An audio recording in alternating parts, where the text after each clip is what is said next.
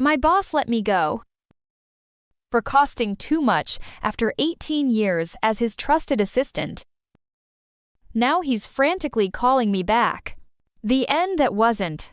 For 18 years, I was Robert Caldwell's right hand, his assistant, his confidant, his fixer, and sometimes his only voice of reason.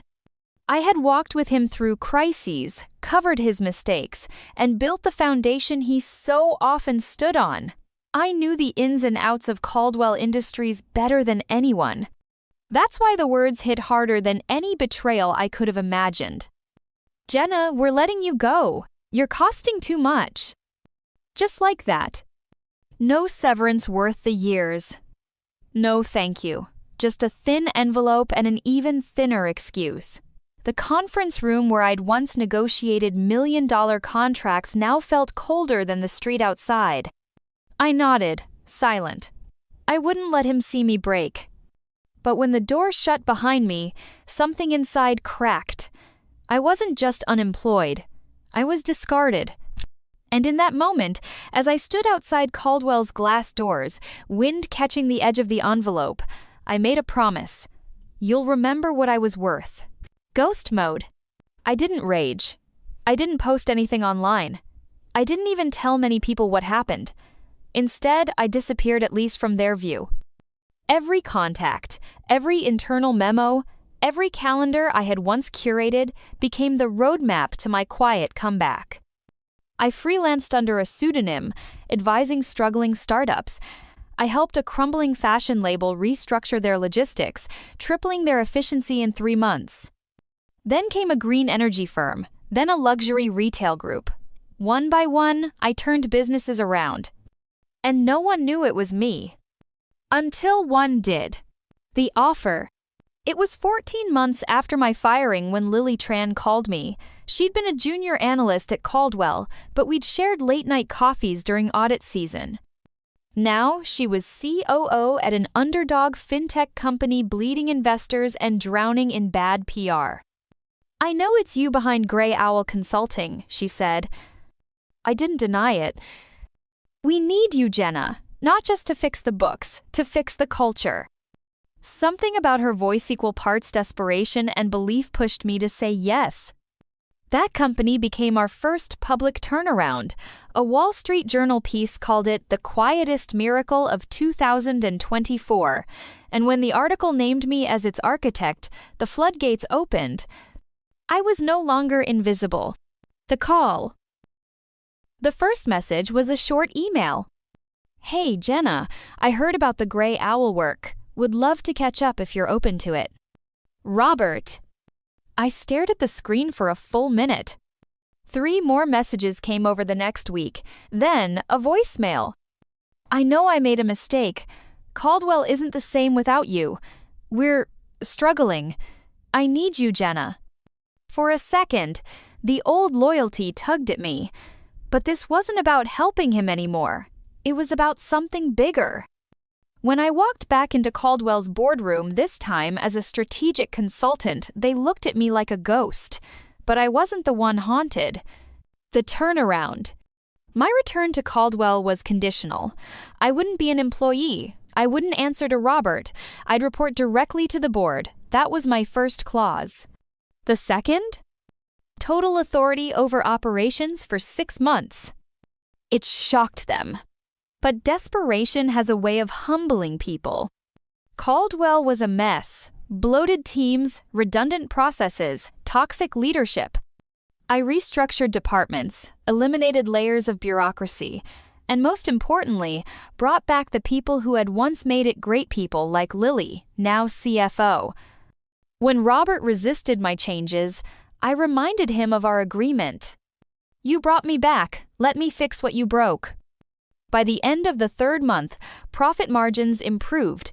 By the 5th, employee satisfaction had doubled. And by the 6th, the board offered me something unthinkable. We want you to lead, Jenna, as CEO. Recognition. Taking the CEO title was never part of the plan, but the moment I accepted, it felt inevitable, not a revenge story.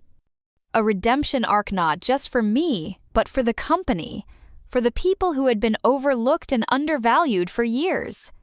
My first act was to implement a full transparency model from salaries to promotion tracks. The culture shifted from guarded and fearful to open and collaborative. One afternoon, I held an AMA, Ask Me Anything, session in the company cafeteria.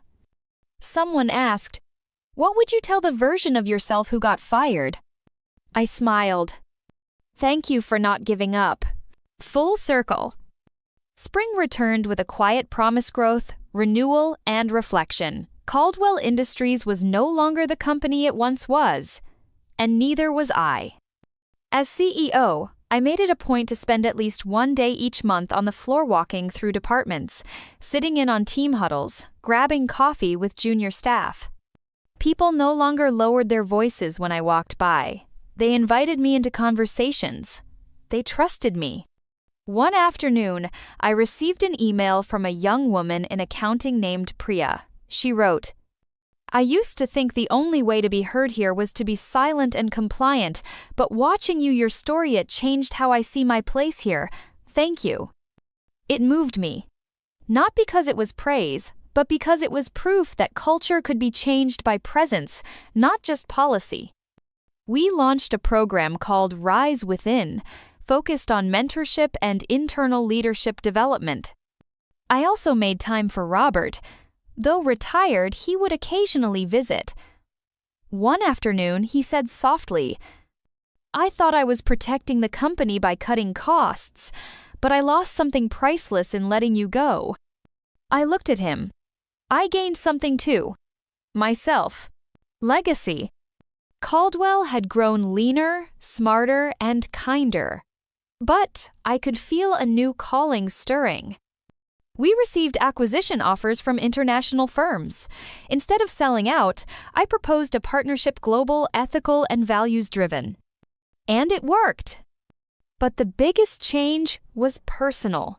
I launched the Jenna Mark Leadership Grant, a scholarship fund for underrepresented women in business.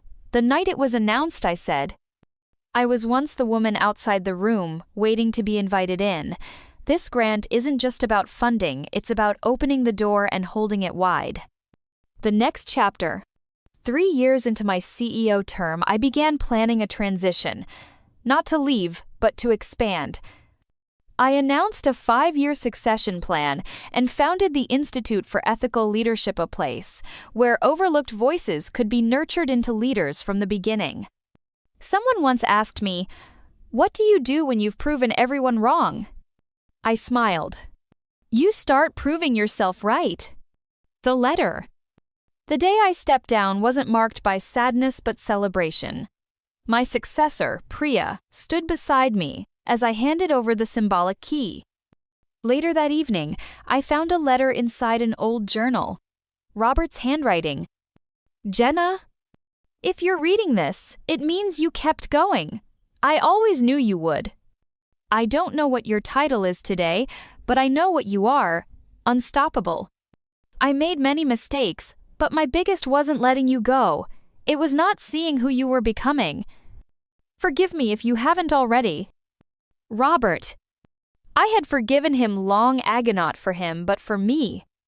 As I sat by the window, city lights flickering like old memories, I realized something. This wasn't the end. It was a new beginning. My phone buzzed. "You give us permission to believe we belong. Thank you for being our proof." I turned it off, opened a new journal, and picked up my pen.